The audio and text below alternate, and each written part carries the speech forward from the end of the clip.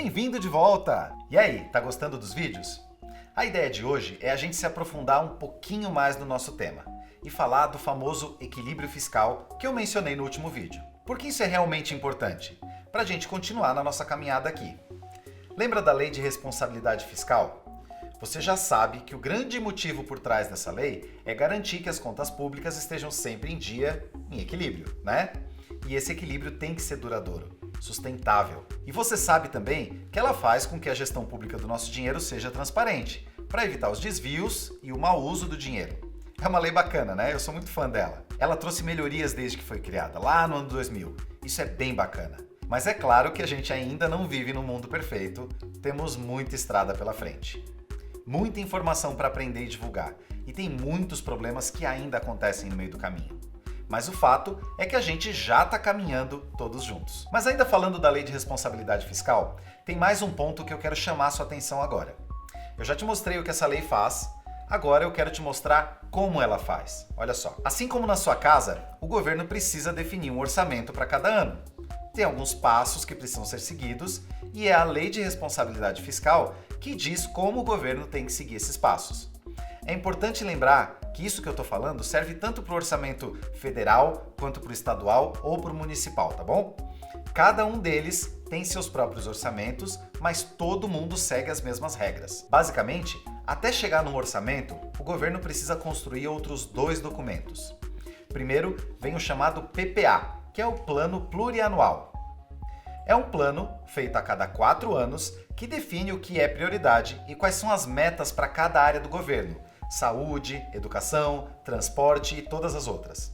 A partir desse PPA é feita a LDO, a Lei de Diretrizes Orçamentárias, que é elaborada anualmente. Um fato importante para se destacar é que o Plano Plurianual é feito a cada 4 anos, mas ele não coincide com os mesmos 4 anos de mandato de cada presidente, prefeito ou governador. Ele vale a partir do 2º ano de mandato e fica em vigor até o fim do 1º ano de mandato do próximo governante.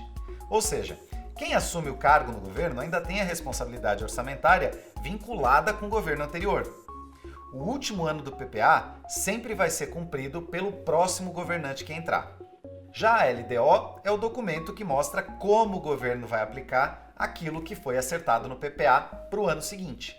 E aí sim, a partir da LDO é feita a LOA, a Lei Orçamentária Anual, que diz quais são as despesas e receitas do ano de acordo com tudo que foi combinado, tanto no PPA quanto na LDO.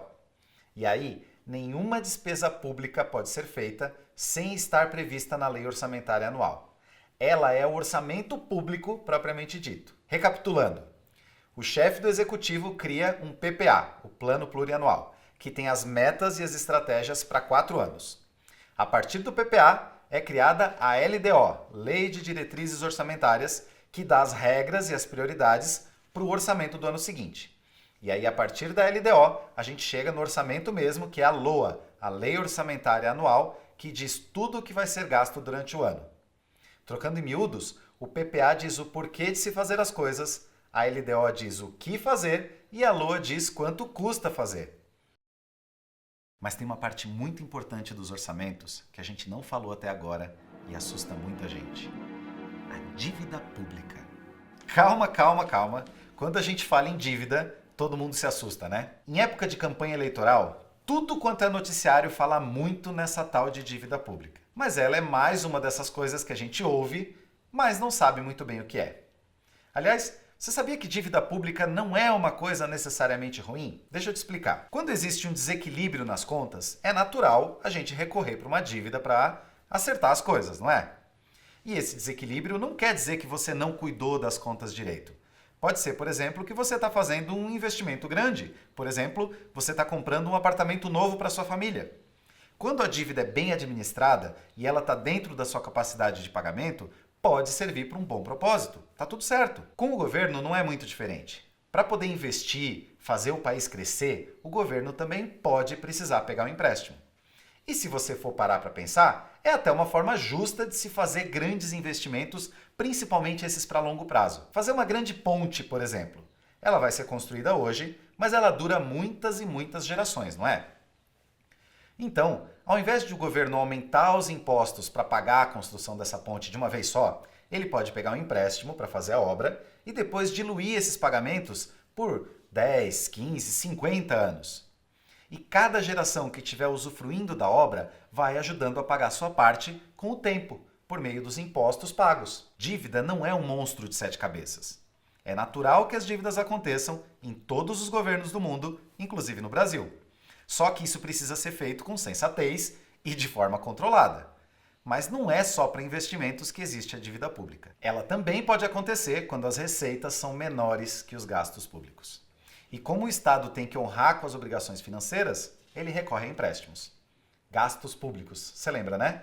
São as despesas como saúde, educação, segurança, salário dos servidores públicos, aposentadorias, benefícios sociais. Basicamente, a origem da dívida pública é essa diferença entre as receitas e as despesas ao longo do tempo, que é coberto com empréstimos. Claro, uma alternativa para o endividamento é o governo reduzir os gastos, diminuir os investimentos ou diminuir os serviços públicos.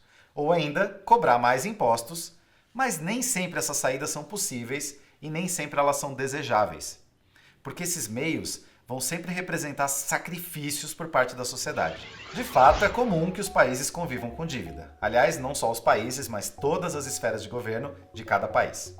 Um país com finanças saudáveis pode usar a dívida pública para concretizar projetos relevantes e aumentar a qualidade de vida dos seus cidadãos. Mas, é claro, a gente tem que cuidar sempre para que a dívida não cresça além da capacidade de pagamento.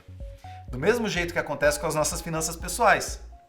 Além disso, não é saudável que a dívida seja usada para qualquer fim, porque ela tem um custo. O desejável é que as despesas de custeio, aquelas despesas do dia a dia do governo, sejam normalmente pagas com o dinheiro dos tributos e não com empréstimos.